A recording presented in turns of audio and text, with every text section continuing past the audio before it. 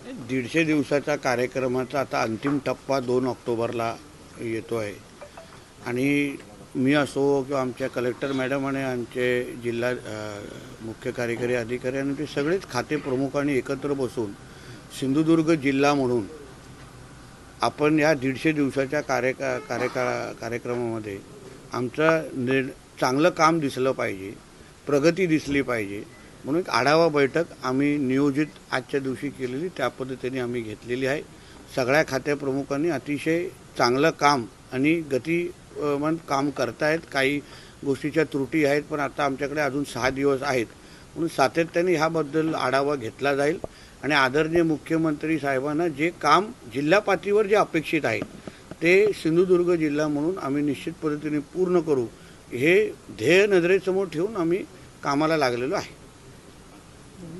साहेब, तुम्ही I love Mahadev असं एक ट्विट केलं आणि ते ट्विट केल्यानंतर त्याची फार मोठी चर्चा पसरली, नेमकं काय सांगा? अरे पण ही भूमीच महादेवाची आहे ना, आपल्या प्रत्येकाच्या श्वासातच महादेव आहे। हिंदू राष्ट्रामध्ये आय लव्ह महादेव नाही लिहिणार तर अजून काय लिहिणार? ही भूमीच महादेवाची आहे।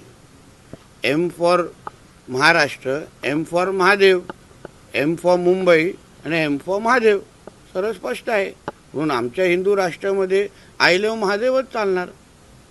त्याच्यामध्ये मी काय दुसरं काय मी पाकिस्तान, कराची, इस्लामाबादमध्ये बसून आय लव्ह महादेव नाही लिहिलेलं आहे।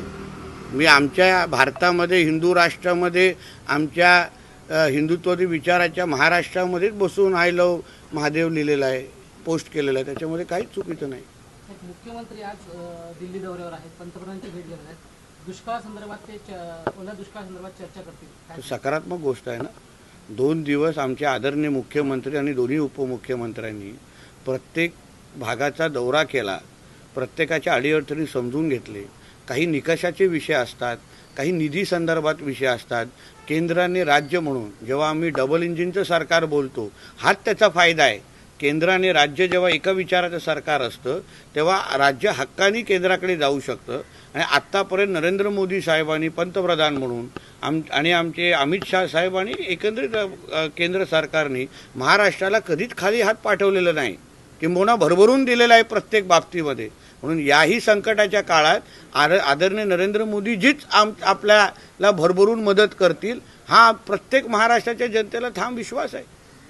शारदीय नवरोत्सवात तुळजापूरच्या शारदीय नवरोत्सवात जिल्हाधिकाऱ्यांनी आरडीसी दोघेही नाचताना पाहायला मिळाले। मी व्हिडिओ जो पाहिला नाही त्याच्याबद्दल मी बोलू शकत नाही।